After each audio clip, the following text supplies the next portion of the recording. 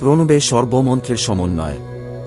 শ্রী শ্রী বাবা বললেন, প্রণবই সকল মন্ত্রের সমাহার বা সর্বতত্ত্বের সমষ্টি।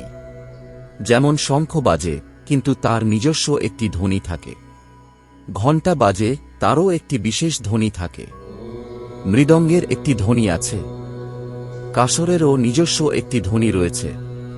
কিন্তু এসব সকল ধ্বনি মিলিয়ে যে মহাধ্বনি হয়, সেটিই প্রণব। ক্লিং মন্ত্রের একটি বিশেষ আওয়াজ আছে, ক্লিং মন্ত্রের নিজস্ব আওয়াজ আছে, ক্লিং মন্ত্রের নিজস্ব ধ্বনি রয়েছে, অ্যাং মন্ত্রেরও একটি ধ্বনি আছে। মা শব্দের নিজস্ব একটি আওয়াজ রয়েছে, প্রভু শব্দেরও একটি বিশেষ আওয়াজ রয়েছে। কিন্তু সকল মন্ত্র ও শব্দ একত্রিত হলে যে মহাধ্বনি হয়, সেটিই প্রণব। তাহলে একমাত্র প্রণব জপ করেই সকল মন্ত্রের জপ করা হয়।